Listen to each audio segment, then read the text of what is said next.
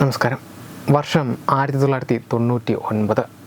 കാഠ്മണ്ഡുവിൽ നിന്ന് കാണ്ഡഹാറിലേക്ക് പറന്ന IC-814 വിമാനം ജെയ്ഷെ മുഹമ്മദ് തീവ്രവാദികൾ ഹൈജാക്ക് ചെയ്യുന്നു. യാത്രക്കാരെ ബന്ദികളാക്കി മസൂദ് അസറിനെ മോചിപ്പിച്ച് സർക്കാരിനെതിരെ വിലപേശി നേടിയെടുത്ത വിജയത്തിൻ്റെ ബുദ്ധികേന്ദ്രം അബ്ദുൾ റൌഫ് അസറായിരുന്നു. അന്ന് ക്രിസ്മസ് തലേന്ന് കാഠ്മണ്ഡുവിൽ നിന്ന് ദില്ലിയിലേക്കുള്ള യാത്രാമധ്യേയാണ് ഇന്ത്യൻ എയർലൈൻസ് വിമാനം IC-814 ഭീകരർ റാഞ്ചുന്നത്. 176 യാത്രക്കാരാണ് അന്ന് ആ വിമാനത്തിൽ ഉണ്ടായിരുന്നത്. താലിബാൻ നിയന്ത്രിത അഫ്ഗാനിസ്ഥാനിലാണ് ഭീകരർ വിമാനം എത്തിച്ചത്.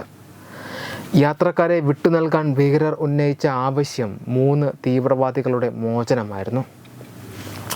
അബ്ദുൾ അസർ റൌഫിൻ്റെ സഹോദരൻ മസൂദ് അസർ, മസൂദ് അസറിൻ്റെ അനുയായി അഹമ്മദ് ഒമർ സയ്യിദ് ഷെയ്ഖ്, അൽ ഉമർ മുജാഹിദീൻ മുഖ്യ കമാൻഡർ മുസ്താഖ് അഹമ്മദ് സർഗർ എന്നിവരുടെ മോചനം. ഒടുവിൽ ഇന്ത്യൻ സർക്കാരിന് 3 പേരെയും മോചിപ്പിക്കേണ്ടതായി വന്നു. ഈ ആക്രമണത്തോടുകൂടി റൌഫ് പാകിസ്ഥാനിലെ ജിഹാദി സർക്കിളുകളിൽ അതിപ്രശസ്തനായി മാറുകയായിരുന്നു. വർഷം 2001. ലഷ്കർ-ഇ തോയ്ബയുമായി ചേർന്ന് ഇന്ത്യൻ പാർലമെൻറ്റ് ആക്രമിക്കുവാൻ ജെയ്ഷെ മുഹമ്മദിന് കഴിഞ്ഞതും റൌഫിൻ്റെ ബുദ്ധി കൊണ്ടാണ്. IC-814 റാഞ്ചലിൻ്റെ സൂത്രധാരൻ എന്നതിലും അപ്പുറം ജെയ്ഷെ മുഹമ്മദിൻ്റെ ഓപ്പറേഷണൽ തലവൻ കൂടി ആയി ഉയരുകയായിരുന്നു അയാൾ. ആ സമയത്ത് 24 വയസ്സ് മാത്രമായിരുന്നു ആ ഭീകരൻ്റെ പ്രായം. 2002 വാൾസ്ട്രീറ്റ് ജേണൽ പത്രപ്രവർത്തകനായ ഡാനിയൽ പേളിനെ തട്ടിക്കൊണ്ടുപോയി കൊലപ്പെടുത്തിയ കേസിലും അബ്ദുൾ അസർ റൌഫിന് പങ്കുണ്ട്.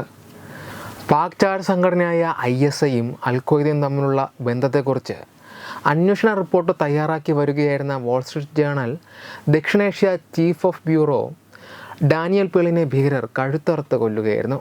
കാണ്ഡഹാർ വിമാന റാഞ്ചലിൽ യാത്രക്കാരെ വിട്ടുകിട്ടാൻ വേണ്ടി ഇന്ത്യ മോചിപ്പിച്ച ഭീകരരിൽ ഒരാളായ പാക് വംശജനും ബ്രിട്ടീഷ് പൗരനുമായ അഹമ്മദ് ഒമർ സയ്യിദ് ഷെയ്ഖാണ് ഡാനിയൽ പേളിനെ തട്ടിക്കൊണ്ടുപോയി കൊലപ്പെടുത്തുന്നത്. 2002 ജനുവരി 23 പാകിസ്ഥാനിലെ കറാച്ചിയിൽ നിന്നാണ് പേൾ അപ്രത്യക്ഷമാകുന്നത്. ഒരു കഫേക്ക് സമീപം വെച്ച് ചാരനാണെന്ന് ആരോപിച്ച് പേളിനെ ഭീകരർ പിടികൂടുകയായിരുന്നു. അമേരിക്ക തടവിലാക്കിയ പാകിസ്ഥാനികളെ മോചിപ്പിക്കണമെന്ന് പേളിൻ്റെ ജീവൻ വെച്ച് ഭീകരർ വിലപേശി.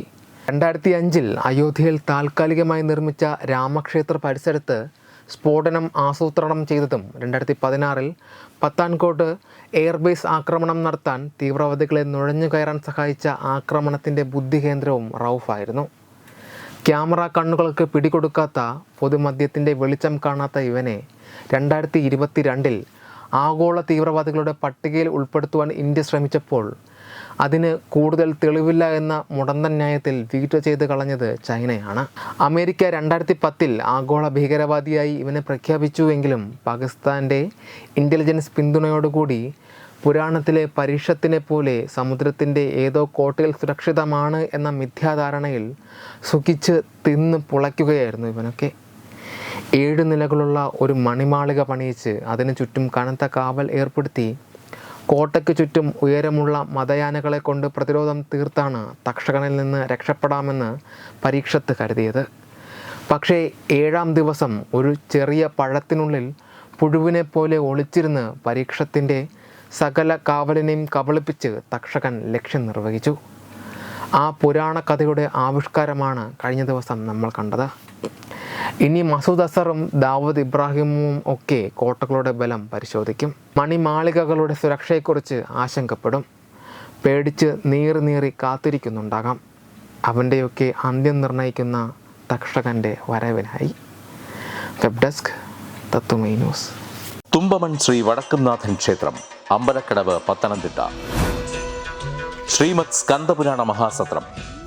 നമസ്കാരം, ഞാൻ അഡ്വക്കേറ്റ് ശങ്കുട്ടി ദാസ്. ഈ വരുന്ന മെയ് 11 മുതൽ തുമ്പമൺ ശ്രീ വടക്കുംനാഥ ക്ഷേത്രത്തിൽ ശ്രീ സ്കന്ദപുരാണ മഹാസത്രം നടക്കുന്നതായിട്ടുള്ള വിവരം വളരെ സന്തോഷപൂർവ്വമാണ് അറിഞ്ഞത്.